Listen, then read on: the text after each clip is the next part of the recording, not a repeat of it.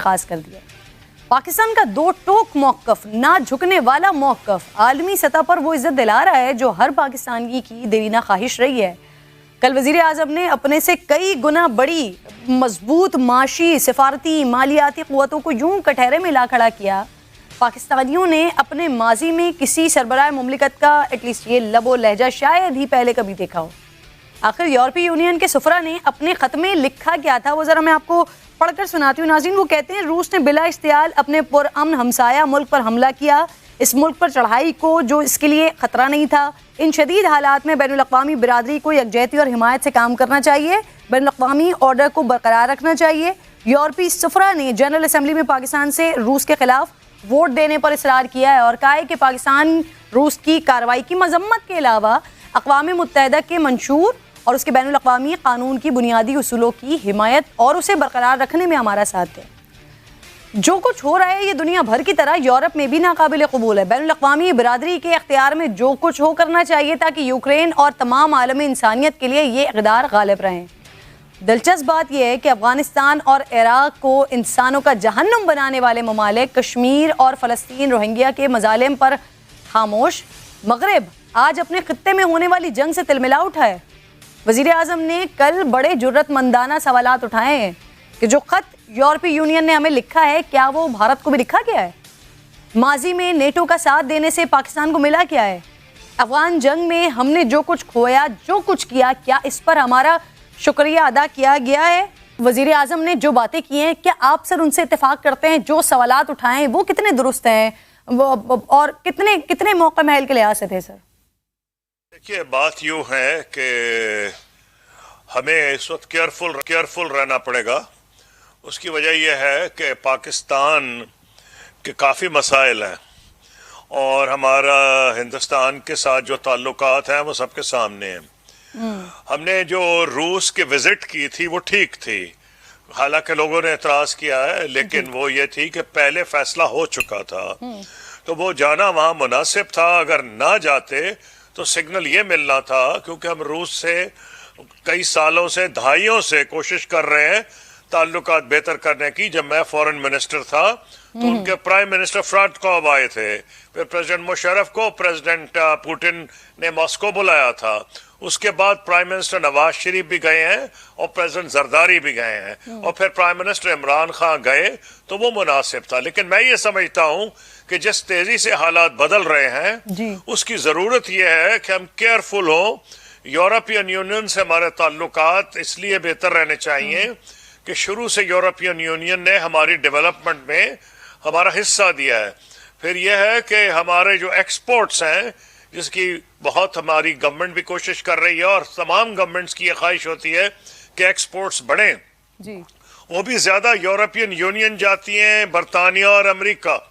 اس سے میں سمجھتا ہوں کہ اس کو ایک توازن رکھنے کی ضرورت ہے کہ ہم اپنی پالیسی انڈیپینڈنٹ بھی رکھیں، اسٹریٹجک انڈیپینڈنس دکھائیں، اسٹریٹجک آٹونومی دکھائیں، لیکن ہمیں اننیسیسریلی یہ نہیں چاہیے کہ یورپین یونین جو ہے اس وقت ہمارے خلاف کوئی لیٹ سے جی ایس پی کا جو معاملہ ہے، جو ہماری ٹیکسٹائل جا رہی ہیں جی ایس پی پلس کا، تو ہمیں کیلیبریشن کی ضرورت ہے، بیلنس کی ضرورت ہے، کیونکہ پاکستان آگے ہی آئی ایم ایف کا محتاج ہے، ہر طرف ہم کو پیسے مانگنے پڑ رہے ہیں، جو کہ اچھی سچویشن نہیں ہے۔ اگر ہمارے حالات بہت بہتر ہوتے تو کچھ اور طریقے سے سوچا جا سکتا تھا۔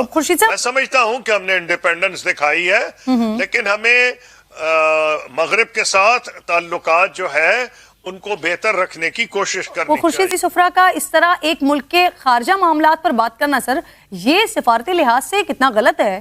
وزیر اعظم نے کل کہا کہ یورپین یونین نے ایسا خط بھارت کو کیوں نہیں لکھا بھائی؟ تو کیا وجہ ہے کہ جیسا زور پاکستان پر پریشر ڈالا جا رہا ہے سر، مودی سرکار کے لیے یورپ کا رویہ اس سے بالکل برعکس ہے؟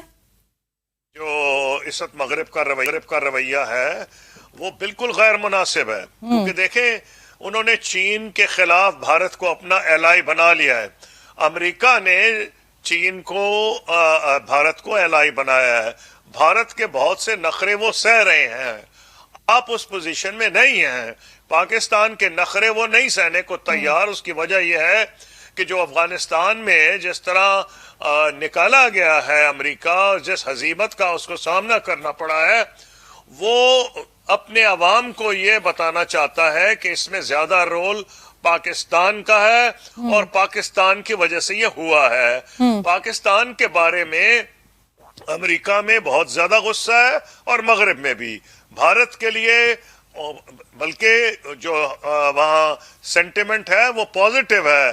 اب بھارت نے جو یوکرین کے ریزولوشن پہ نہیں سپورٹ کیا امریکہ کو، اس کے خلاف وہاں ایک آہستہ آہستہ ایک اوپینین بن رہا ہے، لیکن بھارت کے خلاف اس قسم کی وہاں سینٹیمنٹ نہیں ہے جو پاکستان کے خلاف ہے افغانستان کی جنگ کے بعد۔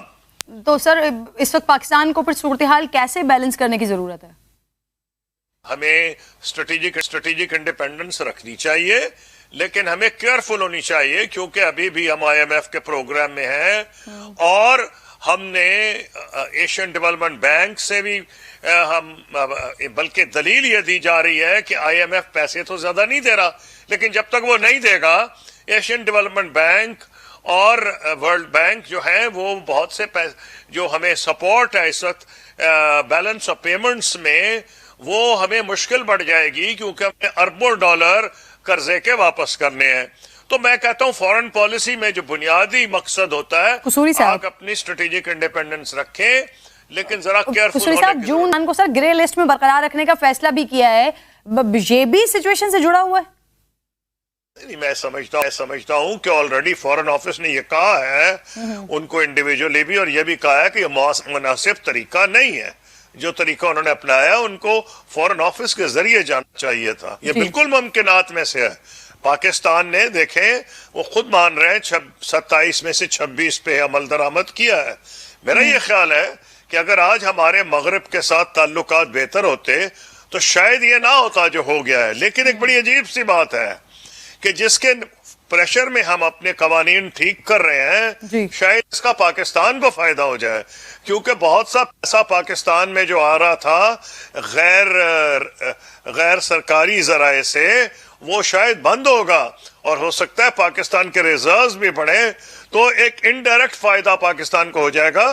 لیکن میں آپ کی بات سے اگری کرتا ہوں کہ ایف اے ٹی ایف میں اگر ہم آج امریکہ سے ہمارے بہت اچھے تعلقات ہوتے تو یہ ممکنات میں ہے کہ اگر آپ 27 میں سے 26 کنڈیشنز پوری کر دیں تو آپ کو کہہ دیتے کہ جی ہم آپ کو نکال رہے ہیں، آئندہ